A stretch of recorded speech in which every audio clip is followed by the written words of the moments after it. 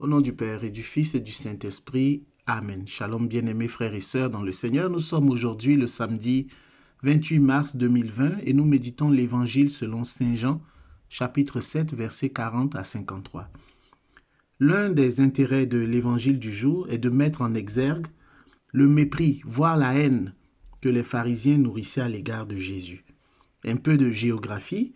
Nazareth appartient à la Galilée qui se situe au nord de la Palestine. Au sud se trouve la Judée, dont Bethléem. Au temps de Jésus, il y avait des inimitiés entre Galiléens et Judéens. La Galilée était riche, prospère et bénéficiait d'un climat printanier.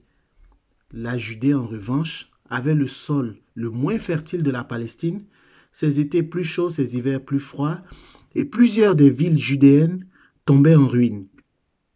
Malgré l'opulence de la Galilée, c'est au sud, en Judée et à Jérusalem, que l'on trouvait le temple, le Sanhédrin, le conseil des pharisiens, et les classes instruites. Il était faussement, je dis bien faussement, admis dans la conscience populaire que la sagesse se trouvait au sud.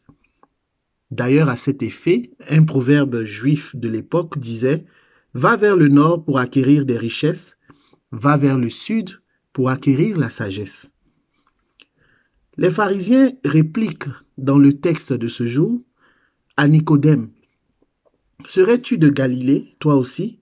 Cherche bien et tu verras que de Galilée, il ne sort pas de prophète. » Ce mépris des pharisiens s'enracine aussi dans leur déni, leur rejet de Jésus, non seulement comme Galiléen, mais encore plus comme étant le Christ, le Messie venu sauver l'humanité. Ce mépris enfantera de la haine qui conduira à la mort de Jésus sur la croix. La question « Le Messie pourrait-il venir de la Galilée ?» fait écho à une autre question que nous trouvons en Jean 1, 46, où Nathanaël dit « Peut-il venir de Nazareth, quelque chose de bon ?»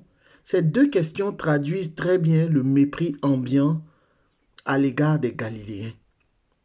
Ce mépris, cette opposition apparaît également dans la division qui règne entre les communautés joanniques et la synagogue pharisienne. En quoi cet extrait peut-il nous être utile dans notre aujourd'hui? Bien-aimés frères et sœurs dans le Seigneur, la nouvelle est bonne. Elle est bonne, la nouvelle. Parce que face au mépris que nous pouvons subir d'un proche, d'un parent, d'un collègue, etc., comment pouvons-nous agir ou réagir? Il me semble que l'Évangile, Jésus-Christ de Nazareth, nous donne une clé, nous donne la réponse à utiliser, la réponse à donner face au mépris. La prière et l'amour doivent demeurer notre seule réponse.